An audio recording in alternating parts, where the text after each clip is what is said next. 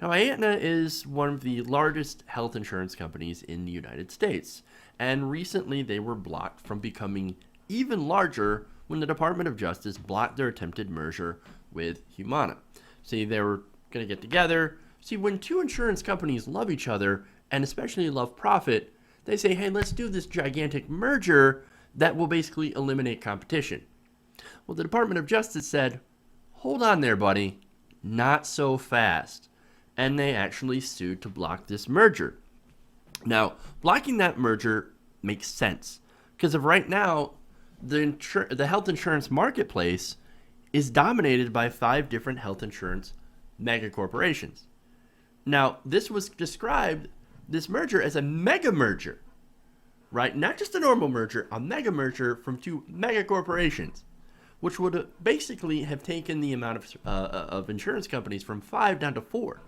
Not only that, but the other day I covered another merger, I believe from Cigna and something else. Cigna and Anthem.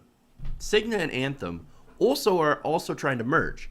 So that would, if these mergers had went through, it would have reduced the amount of insurance companies from 5 to 3. Now, what's that going to do to competition? Well, you've essentially just merged with your competition, and now you've cornered the market. Almost monopoly-esque. Well, that's not good. Well, it's not good for us. It's not good for people who actually need health insurance, right? So the DOJ did the right thing. They shut it down. They said, you're not going to do this. Now, Aetna, for their part, well, they weren't happy about it. They don't like that. So fast forward to yesterday, when Aetna announced that the company will scale back its presence on the Obamacare marketplaces. Basically, we're pulling out. Hey, Obama, we're done. We're out of here. You blocked our merger. That's it. We're done. Great. Now, look, I give President Obama a lot of shit on a lot of different things, right? But surprisingly enough, he's been pretty strong. The administration has been very strong about preventing market consolidation, especially when it comes to the healthcare industry. I guess he actually believes in competition far more than these companies that are in the supposed free market believe in competition. Imagine that. This is the guy that Republicans call a socialist. A socialist dictator from Kenya. Okay, whatever, right? Now, in fact, President Obama has been so good at preventing some of these mergers that, according to the New York Times, if Cigna and Anthem also get blocked from the merge, 2016 would set a record for the volume of mergers that would be abandoned because they would be stopped. Now, furthermore, Matthew L. Cantor, who's a partner who focuses on antitrust issues at the law firm Constantine Cannon, told the New York Times that, quote, the Obama administration has had robust antitrust enforcement in the realm of mergers, particularly in healthcare. Anyone who's going to attempt a horizontal merger should take note of that and particularly consider the antitrust merits of the deal. And that's, of course, why the deal was stopped in the first place. However, it looks like Aetna is leaving, as I've said, the Obamacare exchanges. Now, according to The Hill, this move comes as a range of insurers have complained about financial losses on the Obamacare marketplaces. The company said it will scale back from participating in 15 states this year to just 4 states in 2017. As a strong supporter of public exchanges, according to Aetna CEO Mark Bertolini, said in a statement, as a strong supporter of public exchanges as a means to meet the needs of the uninsured, we regret having to make this decision. And this statement also cited a loss of $200 million in the second quarter. Now, please, save me your crocodile tears. No, I just want to serve the uninsured, but you know what? We just can't afford it. We're taking too big of a loss, like $200 million is a big loss, right? We can't do this. We can't take losses like this anymore, man. We can't survive. We can't survive. Well, here's why that's bullshit. According to financial statements, Aetna recently posted a quarterly profit of $790 million.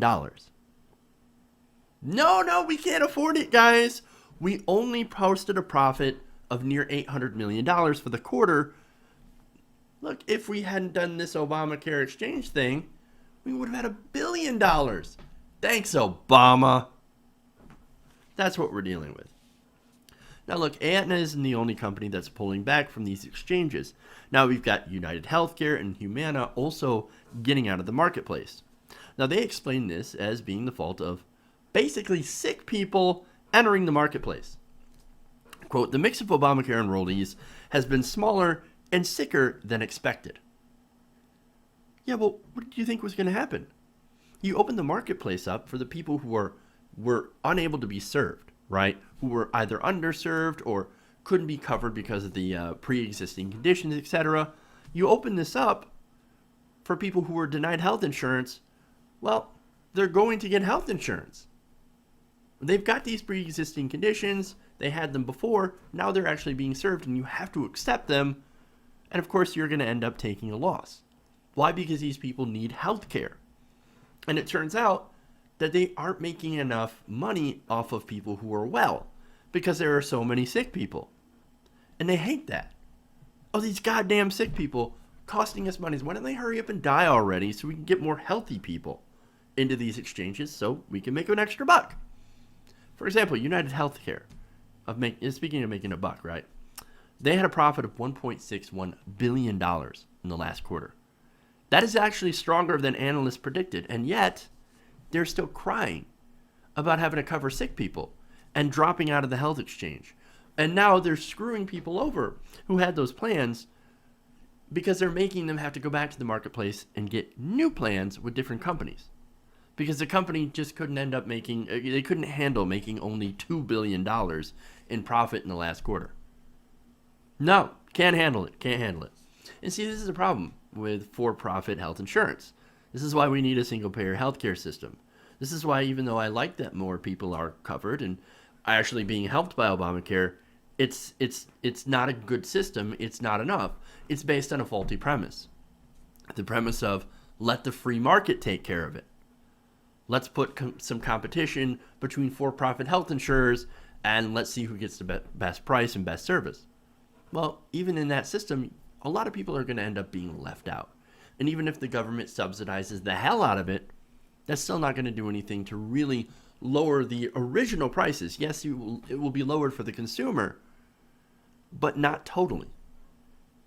You'll still have the consumer paying a lot higher than they would under a single-payer system.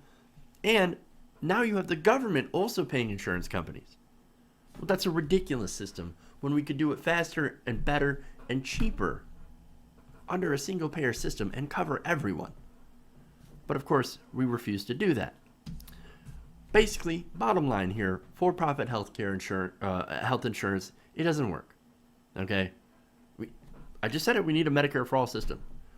However, the American people, or at least the Democratic Party, told the one guy running for president that was actually calling for it, well, they said he was unrealistic. He was pie in the sky. You're stupid, unrealistic, just weird socialist ideas, man. They're never going to work.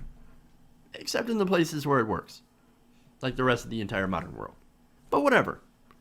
And of course, Hillary Clinton famously said, single-payer healthcare never, ever happen. It'll never happen. And of course, Trump and the Republicans, you know where they stand. They want more for-profit health insurance without the subsidies. And without any sort of help, no Medicaid expansion, no Medicare. They're just like, hey, if you can afford it, great. If you can't, go ahead and die. Don't give a shit. Free market.